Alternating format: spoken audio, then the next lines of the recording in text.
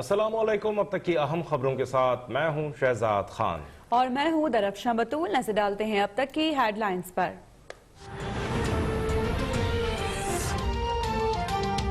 Army chief general Qamar Javed Bajwa का शिमाली वजीरिस्तान का दौरा, कहा कि हमें चौकन्ना और मुत्तहिद होकर दुश्मन के इंतशार और अफरा तफरी फैलाने के मंसूबे नाकाम बनाने हैं। ऑपरेशन रद्दुल फसाद की कामयाबियां रायगा नहीं जाने देंगे। पाकिस्तान बॉर्डर की सिक्योरिटी बेहतर बनाने में मौसर किरदार अदा कर रहा है।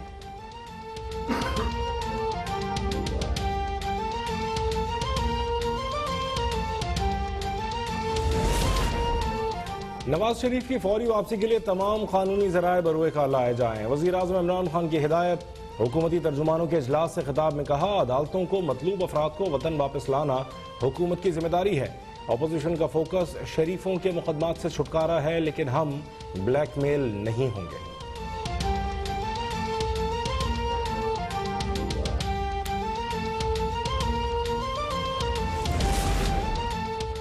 अपोजिशन जमातों की दूरियां खत्म करने का मिशन। शहबाज शरीफ और मौलाना फजल रहमान के दरमियान टेलीफोनिक राबिता। आज सुबह 11 बजे मौलाना फजल रहमान के घर मुलाकात पर इत्तेफाक।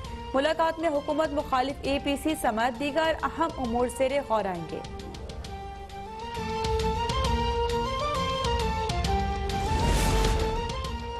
सेलेक्टेड हुकूमत सपोर्ट के बावजूद बुरी तरह नाकाम हो गई। चीनी, आटा, दालें, अद्वियात, बिजली पहुंच से दूर हो चुकी। अवाम पुराने पाकिस्तान रोटी और रोजगार के लिए तरस रहे हैं। शहबाज शरीफ के वार। कहा, एहतसाब के नाम पर अपोजिशन को दीवार से लगाया जा रहा है। शाह महमूद कुरैशी की गैर जिम्मेदारी ने दोस्त ममालिक को नाराज कर दिया।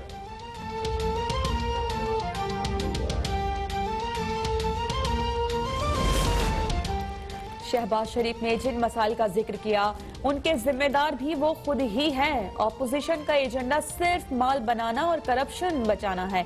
वज़ीर इत्तला शिबली फराज का जवाब। वफाकी वज़ीर हम्माद अजहर बोले कि IPPS कार के रेकॉर्डिक साबिक हुक्मरानों के कारनामे हैं।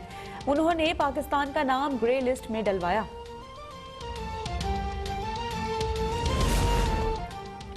नाअहल हुक्मरानों ने पाकिस्तान को दुनिया में तनहा कर दिया। मसला कश्मीर पर OIC वज़रा का एक इजलास तक न बुलाया जा सका।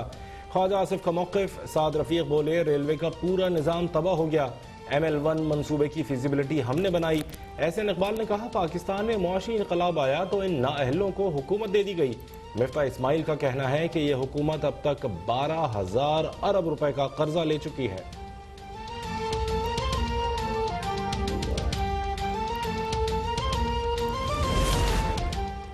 सऊदी अरब ने ना पाकिस्तान से पैसे मांगे, ना पेट्रोल बंद किया। सऊदी अरब का मकबूजा कश्मीर के हवाले से मौक़िफ़ भी नहीं बदला।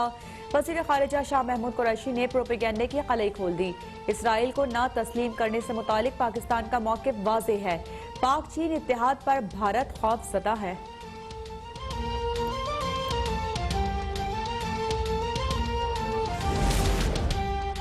शाहिद खाकान अब्बासी का कौमी असम्बली में गैर मुंतखब मुशीर की मौजूदगी पर एतराज़। ऐवान में हंगामा। हुकूमती बेंचों से चोर चोर के नारों पर शाहिद खाकान अब्बासी बरहम। बोले, चोर तुम्हारा बाप होगा। स्पीकर ने वाज़ेह किया कि मुशीर ऐवान में आ सकता है। ऐवान में एंटी मनी लॉन्ड्रिंग तरमीमी बिल कसरत राय से मंजूर।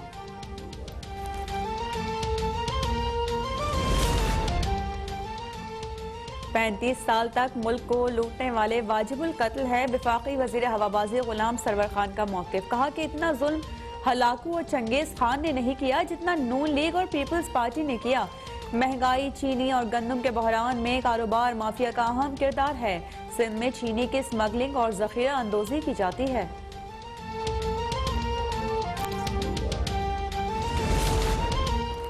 आले शरीफ ने एक धेले की करप्शन नहीं बल्कि कौम को अरबों डॉलर्स का टीका लगाया। नून लीग की करप्शन के ढेरों सबूत JIT, नैब और एहतसाबी इदारों के पास मौजूद हैं। वज़ीर इत्तलात पंजाब फयाजुल हसन चौहान का बयान। कहा, बाहर से इलाज करवाने वालों ने सेहत के शोबे को तबाह कर दिया।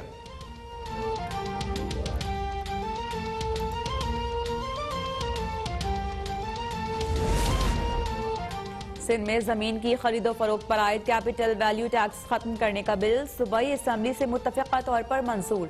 तामीराती सनत और रियल एस्टेट के शोबे को फरोग मिलेगा। कायम मकाम स्पीकर की जानिब से बोलने की इजाजत न मिलने पर अपोजिशन अरकान का नशिस्तों पर खड़े होकर एहतजाज।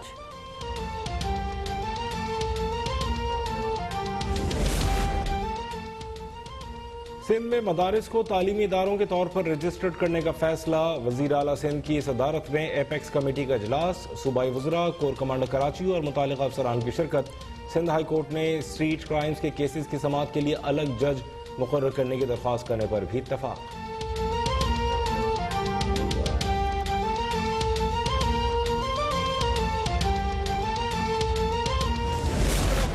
गवर्नर ऑफ सिंध, ये कौन लेगा? कौन? एक जवाब नहीं किया इसका मेरा। मेयर कराची वसीम अख्तर अलविदाई प्रेस कॉन्फ्रेंस में रो पड़े। नम आंखों के साथ जज्बाती अंदाज में विफाकी और सिंध हुकूमत को लिखे गए खुतूत जमीन पर पटक दिए।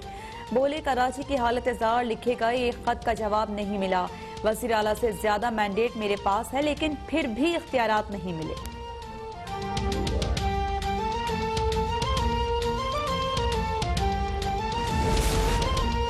कराची में गहरे बादल, कहीं हल्की कहीं तेज बारिश। शहर में बुध तक बारिशों का सिलसिला जारी रहने का इम्कान। जिला बस्ती में 4 रोज पहले होने वाली बारिश के बाद बुरा हाल। सुरजानी टाउन के मकीनों की मुश्किलात भी कम न हो सकी। लोग छतों पर पनाह लेने पर मजबूर।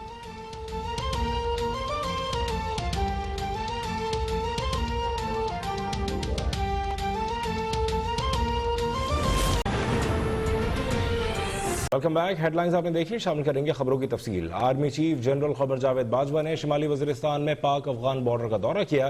उन्होंने दुश्वार इलाके में इस्तेहकाम लाने के लिए ऑपरेशंस में मसरूफ फौजी जवानों से मुलाकात की। DGISPR के मुताबिक आर्मी चीफ को पूरे पाक अफगान बॉर्डर पर बाड़ लगाने समेत सरहदी सिक्योरिटी इंतजाम पर मुकम्मल ब्रीफिंग दी गई। आर्मी चीफ को ब्रीफिंग में मजीद बताया कि शिमाली वजीरिस्तान से मुंसलिक इंटरनेशनल बॉर्डर के इस आखिरी मुश्किल हिस्से पर भी सिक्योरिटी फोर्सेस का मौसर कंट्रोल हो गया है। इसके नतीजे में शिमाली और जनूबी वजीरिस्तान के अवाम के तहफ़्फ़ुज़ में मजीद मदद मिलेगी। इस मौके पर आर्मी चीफ ने फौजी दस्तों की जबरदस्त ऑपरेशनल कारकर्दगी को सराहा। जनरल कमर जावेद बाजवा का कहना था कि अमूमी तौर पर खित्ते में अमन वापस आ गया है। अमन को बरकरार रखने के लिए मकामी आबादी, इंतजामिया, कानून नाफिज करने वाले इदारों को मुश्तरका कोशिशें करना होंगी।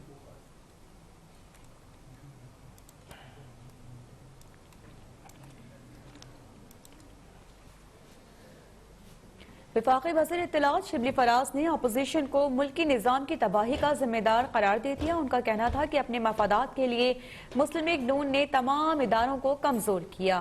शहबाज शरीफ ने जिन बातों की निशानदेही की, उनके जिम्मेदार वो खुद हैं। अगर आज बिजली महंगी है या मजीद महंगी होगी तो उसके जिम्मेदार भी पिछली हुकूमत है।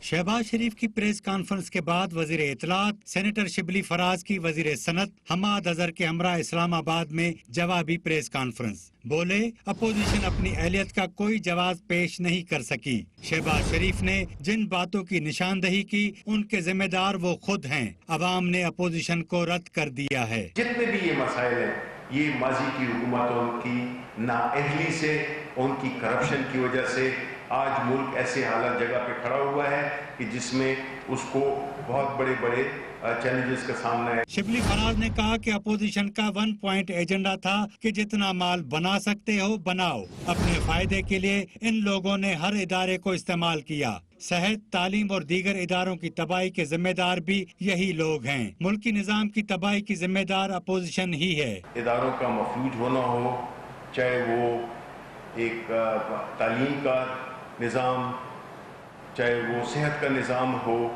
चाहे वो मुल्क का ओवरऑल एक इंफ्रास्ट्रक्चर हो, उसके तबाही के जिम्मेदार यही लोग हैं। वफाकी वजीर हमाद अजहर का कहना था कि सख्त फैसले न करते तो मुल्क तबाही की तरफ चला जाता।